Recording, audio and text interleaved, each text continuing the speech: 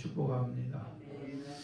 오늘 생명의 양식의 주제는 자기를 부인하는 것이 주님을 따르는 것입니다 라고 하는 주제를 가지고 같이 은혜를 나누고자 합니다. 따라서 하겠습니다.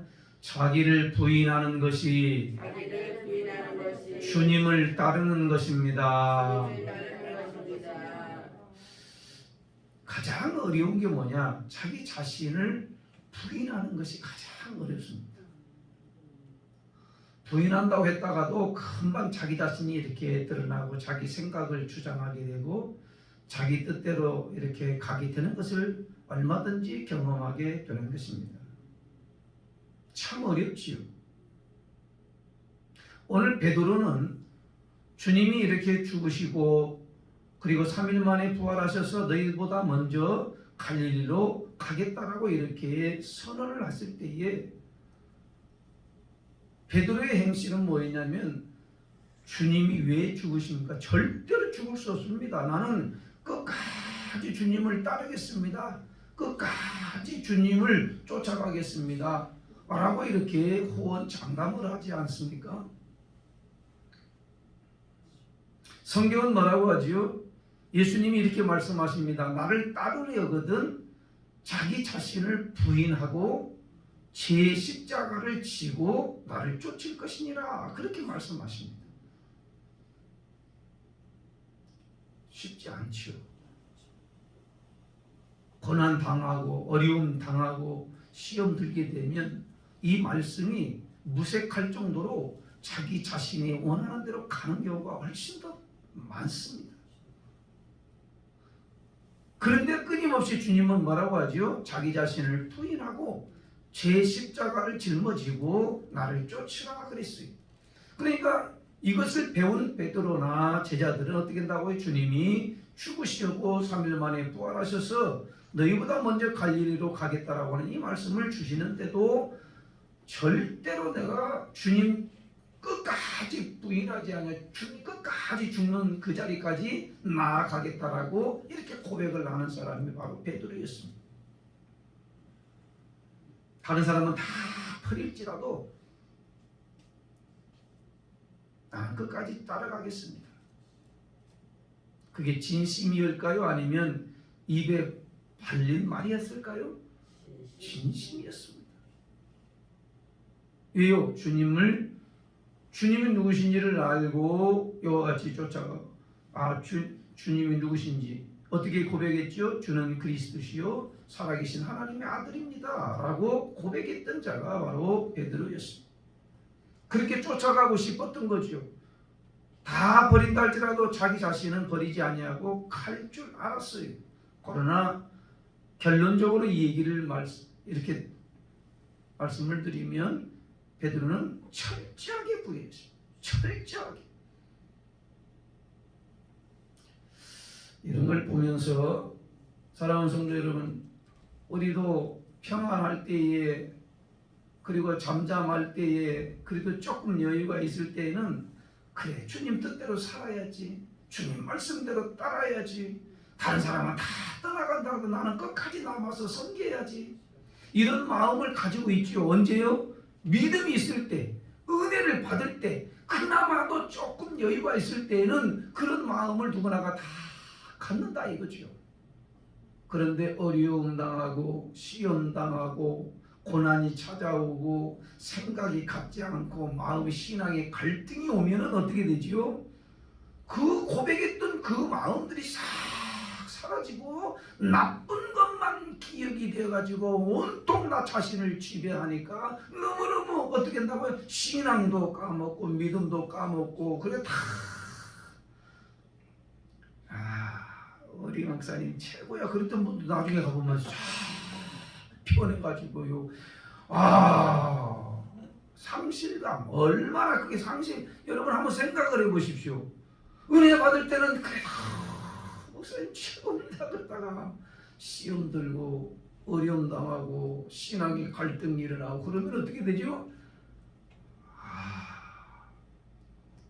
여러분 돌아서는 건 무섭습니다. 마음이 얼마나 큰 상처가 되는지 몰라요. 그걸 갖고 목회 끝날 때까지 가는 겁니다. 할 수만 있으면 신앙생활을 하면서요, 이와 같이 나 자신을 철저하게 내려놓지 아니하고 부인하지 아니하면 언제든지 나도 넘어질 수 있다라고 하는 생각을 우리는 갖고서 엉뚱한 생각이 들고 잘못된 생각이 들을 때에 이 오늘 주님이 하신 말씀, 나를 따르려거든 자기를 부인하고, 따라서 합니다. 자기를 부인하고. 이 말씀이 생각나야 돼요. 시험이 있더라도 이 말씀이 생각나고, 고난이 찾아왔다고도 이 말씀이 생각이 나고. 사랑하는 성도, 우리는 누구에게서 이와 같이 자기 자신을 부인하는 것을 배울 수 있습니까? 오직 예수 그리스도를 통해서 자기 자신을 얼마만큼 철저하게 부인하는가를 오늘 가르쳐 주시는데, 예수님이 이제 십자가 지시기 되기 때문에 어디에 올라가시냐면 겟세마네라고 하는 동산에 올라가셔서 얼마나 처절하게 기도하시는지 몰라요. 왜요? 이 십자가는 어떤 십자가인지 아시잖아요. 최고의 형벌이죠. 그리고 십자가는 말려서 죽이는 십자가입니다. 그 멀쩡한 사람은 십자가의 모습을 바꿔서 죽을 때까지 그 세워놓는 거죠. 이 최고의 형벌을 예수님이 당하셔야 되기 때문에 그 처절한 기도를 드리지 아니할 수가 없는 거죠. 왜요? 예수님도 인성을 가지고 있잖아요. 인성. 사람이라고 하는 인성을 가지고 있기 때문에 그 인성으로서, 사람으로서 이와 같이 죄는 없으시지만은 죄인들을 살리시기 위해서 십자가에 못 박혀 죽으셔야 되기 때문에 그 십자가장을 앞에 놓고 예수님은 처절하게 기도하죠. 어디에서요? 겟세마네 동산이라고 하는 곳에서. 겟세마네라고 하는 뜻은 뭐냐면 기름을 짜다, 그 뜻입니다. 기름을 짜다. 그러니까 예수님이 어떻게 기도하셨냐면 기름을 짜듯이 얼마나 뜨겁게 간절하게 기도했으면 이같이 땀방울이 핏방울이 되도록 이렇게 기도했을까. 여러분, 모세혈관이 터지면 피로 이렇게 흐른다는 거죠. 모세혈관이 터지면 그렇죠. 눈에 이렇게 피가 터져서 이렇게 빨갛게 되는 경우도 있죠. 그게 그런 모세혈, 그 아주 가느다란 이 혈관들이 터진 것이죠. 그러니까 그렇게 처절한 기도를 해서 땀방울이 핏방울이 되도록 섞여서 나올 정도로 얼마만큼 간절하게 기름 짜듯이 기도했다고 하는 이 모습이 맞아요. 한 번 기도하시고, 그래서 제자들을 데리고 올라갔잖아요. 베드로와 세베대의 두 아들 요한과 야고보를 데리고 올라가서 너희도 내가 지금 피곤해 죽게 되었고 내가 슬프고 지금 괴롭게 되었으니 너희도 좀 이렇게 깨어서 기도하라고 그러지 않습니까? 간절하게 기도하시고 요같이 제자들이 있는 곳에 들어보니까 제자들은 굴굴 잠을 자고 있는 거지.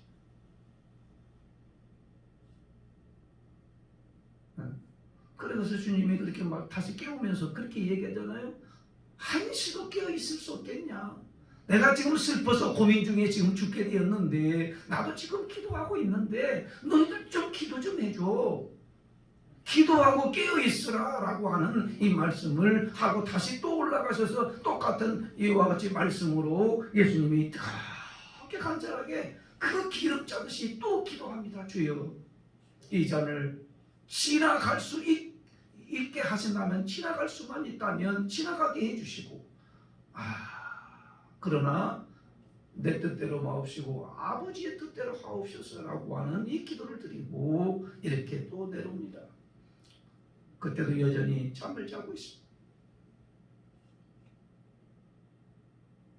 또 올라가서 또 기도합니다. 그리고 또 내려왔더니 이제 더 이상 이제 잡을 자들이 온다. 그래 이제 준비하고 일어나 가자. 그러면서 제자들 데리고 가는 가운데에 가룟 여자와 대제사장들이 파송한 이런 군인들이 와서 검과 뭉치를 가지고 이렇게 예수님을 잡으러 온 것을 보게 되는 것 아니겠습니까? 그 중에 가룟 유다라고 하는 이자가 앞장서서 예수가 누군지를, 군중들이 있으니까 많으니까 예수가 누군지를 이와 같이 정확하게 알려주기 위해서 내가 입을 맞추는 자가 바로 예수라고 하는 것을 이미 대제사장들에게 통보를 했지 않습니까? 한 사람은 은 30에 팔고 가증스러운 입을 맞추면서 예수님을 넘기는 자가 있는 반면에 같이 기도하러 올라간 그런 제자들은 쿨쿨 잠을 자고 있다가 내려온 사람들이 있는 반면, 그럴 때 예수님의 마음은 어땠습니까? 심히. 사랑하는 성도 여러분, 예수님이 당장이라도 천군 천사를 동원하여서 그들을 다 멸할 수 있는 능력이 왜 없겠습니까? 그러나 그렇게 하시는 과정들을 철저하게 보여주시고 정당하게 보여주시는 이유가 뭘까요? 이미 구약 성경에서 선지자들을 통하여서 말씀하신 것을 그대로 이루시려고. 한번 따라서 합니다. 하나님의 말씀을 그대로 이루시려고. 누가 예수님을 잡는단 말입니까? 그래서 이 다혈질인 베드로가 칼을 빼가지고 이와 같이 이 말고의 귀를 갖다가 잘라냈을 때 예수님이 뭐라고 말씀하시지요? 칼을 칼집에 꽂으라. 칼을 사용하는 자는 칼로 망한다 라고 하는 말씀을 주시지 않습니까? 사랑하는 성도 여러분, 예수님이 하나님의 아들이신데 인성을 가지고 있을 뿐만 아니라 신성을 가지고 있는 하나님의 아들이십니다. 우리는 이걸 놓치면 안 됩니다. 참 인간으로서 오신 예수 그리스도, 십자가 지심, 죄는 없지만은 십자가 지심으로 말미암아 우리의 죄를 허물을 다 씻어주시기 위해서 그 가지고 있는 게 인성이시고요, 또한 하나님의 아들로서 오셨기 때문에 하나님의 신성을 가지고 있는 예수 그리스도. 그래서 그분이 이와 같이 죽으실 때에 이 대제사장이 그건 할 턱이 없지요. 뭐라고 했지요? 저자가 하나님의 신성을 모독한다 그랬지 않아요? 그래서 신성 모독죄로 십자가의 못을 박아 죽이지 않습니까? 저들은 할 턱이 없습니다. 교회 오셔서 하나님의 말씀을 듣고 예수님을 정통으로 만나지 아니하고 성령의 인침을 받지 아니하면 이와 같이 예수 그리스도가 누군지를 모르기 때문에 나중에 가보면 시험 들으면 그 시험이 예수님보다 더 큰 거예요. 고난 당하면 고난이 더 큰 거예요. 그게 예수님보다 훨씬 더 큰 거예요. 고난이 크고 가난이 크고 그리고 시험거리가 훨씬 더 예수님보다 커요. 그러니까 예수님을 버리고 이와 같이 자기 사명을 버리고 교회를 떠나는 자들도 얼마나 많은지 모릅니다. 사랑하는 성도 여러분, 오늘 여러분과 제가 이 말씀을 들으면서 예수님이 철저하게 자기 자신을 부인하기 위해서 겟세마네 동산에서 그렇게 철저하게 기도하신 모습을 통하여 결국에는 십자가를 이렇게 치시는, 오늘 여러분과 제가 오늘 생각할 것은 자기 자신을 부인하는 것이 주님을 따르는 거다. 한번 크게 따라서 하겠습니다. 자기 자신을 부인하는 것이 주님을 따르는 것입니다. 자기 자신이 부인이 안 돼요. 자기가 얼마든지 자기의 주장이 있고 자기의 생각이 있고 자기의 이와 같이 판단이 있기 때문에 하나님 말씀보다는 자기의 판단을 쫓아가는 사람들은 자기를 아직 부인하지 않는 사람입니다. 베드로가 나는 철저하게 다 버린다 할지라도 나는 주님만을 따라가겠다고 하는데 이와 같이 이제 끌려서 이렇게 묶여서 가실 때에 어느 누구도 이와 같이 따라갈 자가 없을까요? 같이 이렇게 다들은 같은 도당이다, 같은 사람이구나. 그래서 얘기할 때에 여자에게 이와 같이 저 사람도 같이 있었어요. 그러니까 나는 그 사람 몰라. 또 가다가 또 저 사람이 같이 있다고 그러니까 나는 맹세코 그를 몰라. 방금 전에 어떻게 했지요? 다 버린다 할지라도 나는 끝까지 나는 주님 따라가겠습니다. 사랑하는 성도 여러분, 내 힘으로 되는 게 아니고 오직 내 안에 그리스도께서 그 믿음을 주시고 은혜를 주시고 성령으로 충만케 하셔서 내가 사는 것이 아니라 내 안에서 그리스도께서 사시는 사람은 부인하지 않고 따라갈 수 있지만은 내 의지로 따라간다면 내 의지가 꺾일 때, 신념이 꺾일 때, 육체의 병이 들을 때는 다 부인하게 된다는 거죠. 그래서 사도 바울이 갈라디아서 2장 20절 말씀에 뭐라고 말씀하시냐면 이제는 나는 그리스도와 함께 십자가에 못 박혔나니 이제는 내가 사는 것이 아니라 내 안에 그리스도께서 사십니다. 믿음 생활한다는 게 어떤 분들은 참 쉽다라고 얘기하지만 쉬운 게 아니죠. 자기 자신을 철저하게 부인하고 주님을 쫓아 따라간다라고 하는 게 얼마나 십자가를 짊어지고 간다고 하는 게 결단코 쉽지가 않아요. 목사라는 이런 직분 하나님이 저에게 주셨기 때문에 보통 사람들이 생각하는 것 똑같이 갈 수는 없거든요. 다른 사람은 그렇게 간다 할지라도 하나님이 너에게 이와 같이 그 직분을 주었는데 똑같은 생각을 따라가면 되겠냐.